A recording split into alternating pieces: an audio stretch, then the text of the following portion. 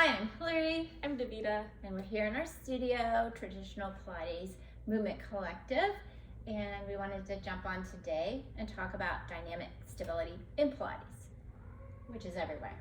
Yes, we do have a whole podcast discussing in more depth, but we wanted to talk about a couple of exercises that we think people forget have the element of dynamic stability, because we're going to go on the one leg circle on the mat and backstroke on the reformer, and those tend to have people be very slow and very precise, and they are dynamic stability, and it gets lost. Yeah, and what we were talking about, and like Davida said, you can listen to the podcast, but the way we teach Pilates and the way we want our clients to do Pilates is to get stronger and more movement. And if they're sitting in that little precision control movement, they're not exploring their range. They're not exploring where they can go and get that control back or get in control.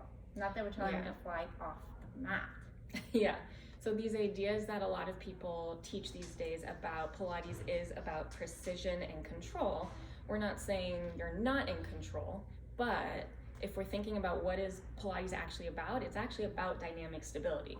It's about finding in all the apparatus and all the different movements, finding where you can control through the movement and through a pace. And once you know the choreography, once you're comfortable with the movement, then it's time to pick up the pace through the choreography more and find how you control it when you're about to lose control, but you don't. Yes, because something is always stabilizing you through that dynamic movement.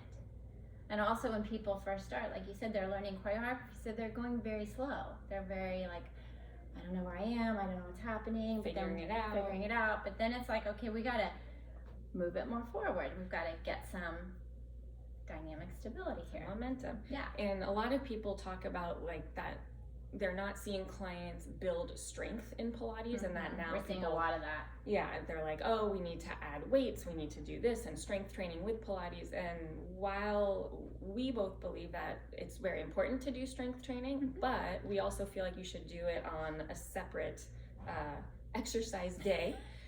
So with the not on the reformer, not on top of the reformer, but the idea being that if we're adding more elements of dynamic stability throughout our practice, we're actually increasing some elements of power. And power is strength. Power is part of strength, and it's that fast impulse control. And as we age, we lose muscle mass, we atrophy, we lose power significantly. So finding how to utilize that within the traditional work is very important, and is Pilates. Yeah. And I think we talk about it a lot in our workshops. We talk a lot about it in our teacher training. But the example we wanted to give today is the one leg circle on the mat, one of them. Because we see people very, very aware of where they're going and keeping still. And so we want to show like how you can teach it to get that dynamic stability and maybe almost lose control, but get it back. But find where you need to Find where you want to be. So Davida's gonna get on the mat. She's all warmed up. So we use the strap. If you have a strap, I would use it. And one foot is under the strap and it's really pulling, and that's her stable leg, that's her standing leg, and the other leg comes to the sky. And so we're gonna like show, like if she were to just like do it like we see on social media and just kind of go across and circle, that's really easy. I mean, she's not really working that hard, are you? No. I'm lifting a leg. She's like, I'm good. But then if we go into that thought process of where can she go? What is her range? We're gonna get her to take this leg and lift her hip to reach as far as she can, and then whip it around and stop at the top. And then go across and whip it around and stop at the top. And she's pulling into that standing leg to keep her shoulders and her head and that standing leg on that mat. And then she would reverse and again reaching across and pulling back. So her hip is actually lifting and her hip is actually moving that leg. And then that standing leg is pulling into the strap. So she's almost out of control, but she's getting it back. How did those feel different?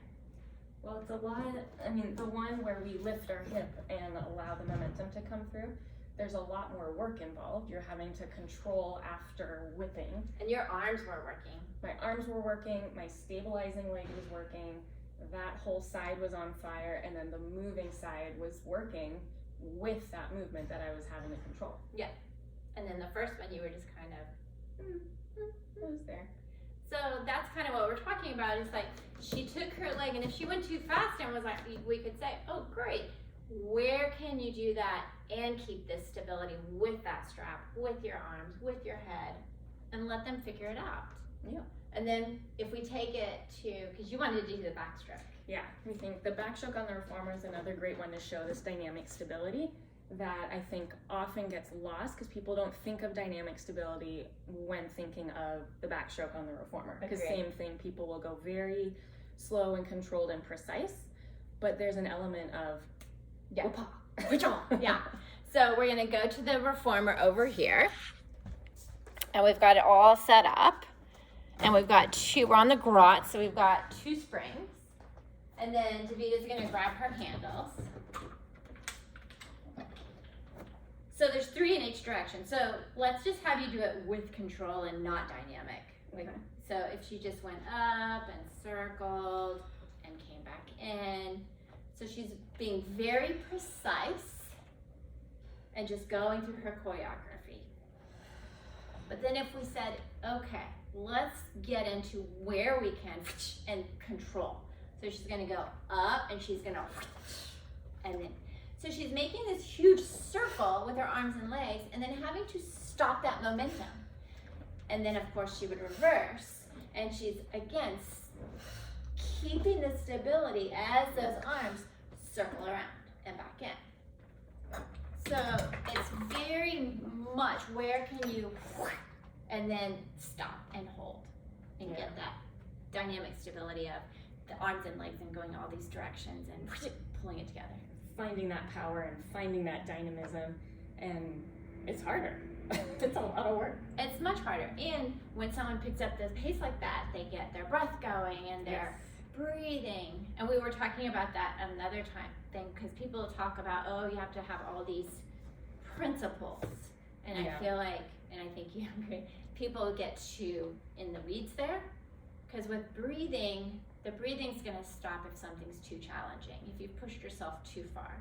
Yeah, and if you're not moving at all, if you're saying the client has to understand how to breathe before they can move, that can't really occur. You need to get that movement going, and that the breath will naturally show what needs to happen. The breath will naturally start, and because as I'm coming and whipping around there, it's like I just naturally have to exhale. Yeah. But if someone's holding the breath, then it's too challenging for them. Either they don't understand what they're doing yet, they don't know the choreography yet, or the movement's just not in their body yet. Yeah, so their brain's going, yeah, and they stop. So using, like, letting them breathe, because that helps your movement, doesn't impinge the movement. Yeah, and if we're using those principles to say this is how it has to look, then we're very, we're too precise, we're limiting their movement.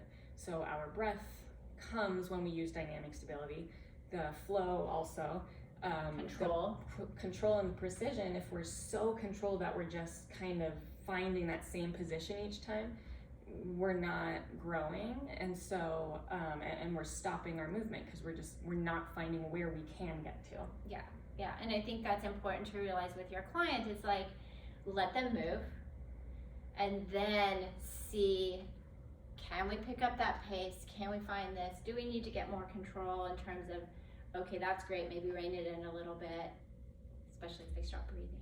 Yeah, and if you're using that dynamic stability, that also will show what maybe the client's missing, like what key components they're missing in their movement, where it's like, oh, they're like going woo, like crazy. Or their hips are like woo, So, oh, we need to work a little more like hip stability before you can really find that power to move through. Yeah.